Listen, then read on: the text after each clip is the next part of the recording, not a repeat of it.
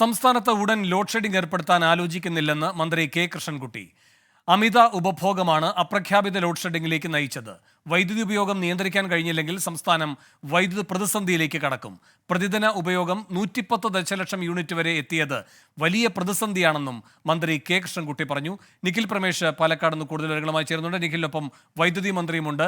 നിഖിൽ, ഈ load shedding ഉണ്ടാകില്ല എന്ന് മന്ത്രി പറയുന്നു, പക്ഷേ ഈ അമിത ഉപഭോഗം KCBയെ വലയ്ക്കുകയാണല്ലോ. എന്താണ് മന്ത്രി പറയുന്നത്? വേണു, മന്ത്രി കെ കൃഷ്ണൻകുട്ടി ഇപ്പോൾ എന്നോടൊപ്പം ഉണ്ട്. മിനിസ്റ്റർ, ഇപ്പോൾ വൈദ്യുതി ഉപഭോഗം റെക്കോർഡിലേക്ക് കടക്കുകയാണ്. 110 ദശലക്ഷം കഴിഞ്ഞിരിക്കുകയാണ്. ഈ സാഹചര്യത്തിലും എങ്ങനെയാണ് അങ്ങേക്ക് ഈ ലോഡ് ഷെഡിംഗ് ഏർപ്പെടുത്തേണ്ടുന്ന സാഹചര്യം ഉണ്ടാകില്ല എന്ന് പറയാൻ കഴിയുക? അതിൽ ഒരിക്കലും ഉണ്ടാകാത്ത രീതിയിലുള്ള ഉപയോഗം വർദ്ധിച്ചിരിക്കുകയാണ്. നമ്മുടെ ആളുകൾ സ്വയം ഒരു നിയന്ത്രണം കൊണ്ടുവന്നില്ലെങ്കിൽ ഇതൊരു വലിയ അപകടത്തിലേക്കാണ് പോകുന്നത്. നിലവിലുള്ള സംഭരണശേഷി 34% മാത്രമേ ഉള്ളൂ ജലത്തിൻ്റെ. അത് ഏകദേശം 900 ദശലക്ഷം യൂണിറ്റ് വൈദ്യുതി ഉൽപ്പാദിക്കാനുള്ള വെള്ളമുള്ളൂ. 23 ലക്ഷം വൈദ്യുതിയാണ് ഒരു ദിവസം ഉൽപ്പാദിപ്പിക്കുന്നത്. നമ്മളിപ്പോൾ ഇത് കൊണ്ടുപോകുന്നത് ലോഡ് ഷെഡില്ലാണ്ട് കൊണ്ടുപോകുന്നത് വലിയ വില കൊടുത്ത് കരാറ് ഒപ്പിടിച്ചാണ്. ഇപ്പം മന്ത്ലി കോൺട്രാക്റ്റ് 525 മെഗാവാട്ടിൻ്റെ ഒപ്പിട്ടിട്ടുണ്ട്. ക്രിസ്തുവാല NTPC എന്നൊരു 180 മെഗാവാട്ടിൻ്റെ കരാറായിട്ടുണ്ട്. ഹിമാചൽ പ്രദേശിൽ നിന്നൊരു 30 മെഗാവാട്ടിൻ്റെ കരാറായിട്ടുണ്ട്. പിന്നെ ഓപ്പൺ മാർക്കറ്റിൽ 425 മെഗാവാട്ട്. രാത്രിയൊക്കെ അപ്രഖ്യാപിത ലോഡ് ഷെഡിംഗ് ഉണ്ടായല്ലോ, അത് ഏത് സാഹചര്യത്തിൽ? അങ്ങനെയല്ല അതുണ്ടായത്. എന്താ വെച്ചാൽ ഒരു ട്രാൻസ്ഫറിൻ്റെ കീഴിൽ ഇപ്പോൾ 10 കൺസ്യൂമറാണ് ഉണ്ടാകുന്നത്. അതിൽ 10 യൂണിറ്റ് എന്നുണ്ട്. അതിൻ്റെ ഇരട്ടിയോ 3 ഇരട്ടിയോ ഒക്കെ വരുമ്പോൾ ട്രിപ്പാകുകയാണ്.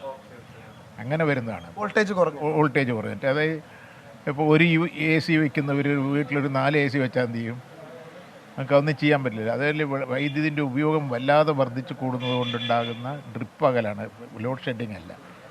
കുറച്ചൊരു നിയന്ത്രണം എല്ലാവരും കൊണ്ടുവന്നാൽ നമുക്ക് ഒരു പ്രശ്നമില്ലാണ്ട് കൊണ്ടുപോകാൻ സാധിക്കും. ഇപ്പോൾ ഈ ലോഡ് ഷെഡിങ് ഏർപ്പെടുത്തേണ്ടുന്ന സാഹചര്യം ഇപ്പോൾ ഇല്ല എന്നാണ് മന്ത്രി. ഇപ്പോൾ തൽക്കാലം ഇല്ല എന്നാണ് അതിൻ്റെ അർത്ഥം. ഈ അപ്രഖ്യാപിത ലോഡ് ഷെഡിങ് ഇനിയും പ്രതീക്ഷിക്കാം വരും ദിവസങ്ങളിലുണ്ട്? ഇല്ല, ഇങ്ങനെ ഓവറായിട്ടുള്ള ഉപയോഗം വരുമ്പോൾ മാത്രമേ വരുള്ളൂ. ഇല്ലെങ്കിൽ സാധാരണ നിലയ്ക്ക് വരില്ല. ഇപ്പം ഞായറാഴ്ച ഒന്നും വന്നില്ലല്ലോ. വൈദ്യുതി ഉപയോഗം എല്ലാവരും വന്ന് പീക്ക് അവറിലാണ് എല്ലാ വാഷിംഗ് മെഷീനും ഗ്രൈൻഡറും ഒക്കെ ഓട്ടുന്ന എല്ലാവരും കൂടി ഒന്നിച്ച് ഓടുമ്പോൾ ഉണ്ടാകുന്ന അധിക ബാധ്യത വരുമ്പോഴാണ് ഡ്രിപ്പാകുകയാണ്. കേരളത്തിൽ പദ്ധതികൾ ആരംഭിക്കാതെ നമുക്ക് മറ്റു വഴികളില്ല എന്ന് തന്നെയാണ് മിനിസ്റ്റർ പറയുന്നത്. എന്നാൽ കേരളത്തിൽ ഒരു കൂടി വന്നോട്ടെ, ഒരു പണി കൊണ്ട് കഴിഞ്ഞില്ല. കേരളത്തിൽ നമുക്ക് ഏറ്റവും ധാരാളം മറ്റേത് സ്റ്റേറ്റിനേക്കാളും സാധ്യതയുള്ള സംസ്ഥാനമാണ് നമ്മൾ. 3000 TMC വെള്ളമുണ്ട്. നമ്മൾ ഇലക്ട്രിസിറ്റിക്കും ഇറിഗേഷനും കൂടി 300 TMC ഉപയോഗിക്കുന്നുണ്ട്. നമ്മളതിൻ്റെ വന്ന കലാകാലങ്ങളിലായി നമ്മുടെ പരിസ്ഥിതി മറ്റു പല പ്രശ്നങ്ങളും കൊണ്ട് എല്ലാ പദ്ധതികളും നിന്നു പോകുന്നതാണ്. മന്ത്രി, ഒരു കാര്യം കൂടെ, ജില്ലയിലെ ഉഷ്ണതരംഗം വളരെയധികം കൂടിയിരിക്കുകയാണ്, മരണങ്ങൾ സംഭവിക്കുന്നു. എങ്ങനെയാണ് സർക്കാർ ഈ കാര്യങ്ങളെ കാണുന്നത്? അതാണ് ഇതിനുമായിട്ട് ബന്ധപ്പെട്ടിട്ടുണ്ട്. ജലാശയങ്ങൾ നമ്മളിപ്പോൾ മലമ്പുഴയും പറമ്പിക്കുളവും ഇല്ല എന്ന് വയ്ക്കുക, നമ്മുടെ സ്ഥിതി എന്തായിരിക്കും എന്ന് ആലോചിച്ച് നോക്കി. അതുപോലെ ധാരാളം സാധ്യത നമുക്കുണ്ട്. ഇപ്പോൾ തോട്ടിയാറ് 10 മെഗാവാട്ടിൻ്റെ ഈ മാസം കമ്മീഷൻ ചെയ്യുന്നതാണ് പറഞ്ഞിരിക്കുന്നത് ഇലക്ട്രിസിറ്റി ബോർഡ്. പള്ളിവാസൽ 60 മെഗാവാട്ടിൻ്റെ ജൂൺ അവസാനത്തോടെ കഴിയുമെന്നാണ് പറഞ്ഞിരിക്കുന്നത്. ഭൂത്താങ്കെട്ട് 24, 90% പൂർത്തിയാക്കിയിട്ട് 2 വർഷം കഴിഞ്ഞു. പല കാരണങ്ങൾ കൊണ്ട് തടസ്സം നിൽക്കുകയാണ്. ഈ രീതിയും സ്വഭാവവും ഒന്നും മാറണമെന്ന് ഇലക്ട്രിസിറ്റി ബോർഡിനോട് ആവശ്യപ്പെട്ടിട്ടുണ്ട്. അത് ചെയ്യുമെന്നാണ് എൻ്റെ പ്രതീക്ഷ. അപ്പോൾ നമുക്ക് 15 റുപ്യ ഏകദേശം അധികം, 15 തൊട്ട് 20 റുപ്യ വരെ അധിക വൈദ്യുതിയാണ് പീക്ക് അവറിൽ നമ്മൾ മേടിക്കേണ്ടി വരുന്നത്.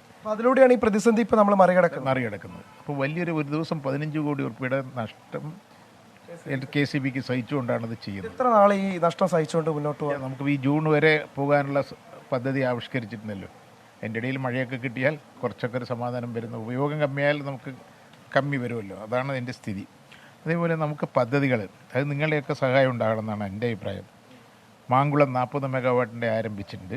ലക്ഷ്മി 240 മെഗാവാട്ടിൻ്റെ DPR ഉണ്ടാക്കി. അവിടെയും ഫോറസ്റ്റിൻ്റെ ശല്യങ്ങളൊന്നും ഇല്ലാത്ത സ്ഥലമാണ്. അതേപോലെ ഇടുക്കി 2ാം ഘട്ടം 800 മെഗാവാട്ട്, അത് DPR ഉണ്ടാക്കാൻ തുടങ്ങിയിട്ടുണ്ട്. മൂഴിയാർ 2ാം ഘട്ടം 200 മെഗാവാട്ട്, കുരിയാർകുറ്റി DPR ആക്കിയിട്ടുണ്ട്. അപ്പോൾ കുര്യാർകുറ്റി പണ്ട് എല്ലാം തുടങ്ങിയ ശേഷം മൃഗങ്ങൾ കിഴക്കും പടിഞ്ഞാറും പോകാൻ തടസ്സം പറഞ്ഞിട്ട് ആ പദ്ധതി ഉപേക്ഷിച്ചാണ്. അത് വീണ്ടും തുടങ്ങിയിട്ടുണ്ട്. അതും കൂടി തുടങ്ങി നമുക്ക് അങ്ങനെ ഈ ഉഷ്ണതരംഗത്തെ മിനിസ്റ്റർ എങ്ങനെയാണ് നേരിടുന്നത്? പരിപാടിക്കൊക്കെ പോകുമ്പോൾ ചൂട് ഭയങ്കര അസഹനീയമായിട്ട് മാറും. നമ്മളിങ്ങനെ ചൂടുമായി പൊരുത്തപ്പെട്ടു പോകുന്ന ഒരാളല്ലേ. അങ്ങനെ ഒരു അതിനുവേണ്ടി വലിയ നിയന്ത്രണമൊന്നും ഏർപ്പെടുത്തുന്നില്ല. ഒറ്റ കാര്യം കൂടെ, ജില്ലയിലെ ഇപ്പോൾ 2 പേര് ഈ ഉഷ്ണതരംഗത്തെ തുടർന്ന് സൂര്യാഘാതമേറ്റ് മരിക്കുന്ന സാഹചര്യം ഉണ്ടായിട്ടുണ്ട്. എന്തെങ്കിലും നഷ്ടപരിഹാരം സർക്കാരിന്റെ ഭാഗത്ത് അന്ന് ഗവൺമെൻറ് ശ്രദ്ധയിൽ കൊണ്ടുവരാൻ വേണ്ടി ഉദ്ദേശിക്കുന്നുണ്ട്. മുഖ്യമന്ത്രിയുടെ ശ്രദ്ധയിൽ കൊണ്ടുവന്നിട്ട് എന്ത് ചെയ്യാൻ പറ്റുന്നുള്ളതെന്ന് ആലോചിക്കുന്നുണ്ട്. നഷ്ടപരിഹാരം കൊടുക്കുന്ന കാര്യത്തിലൊരു ആലോചന അത് ഞാൻ മാത്രം തീരുമാനിക്കുന്നതല്ലോ. മുഖ്യമന്ത്രിയുടെ 2-ാം തീയതി ക്യാബിനറ്റൊക്കെ ഉണ്ടല്ലോ. അതിനെന്തെങ്കിലും ചെയ്യാൻ പറ്റുമോ എന്നുള്ള ആലോചിക്കാം.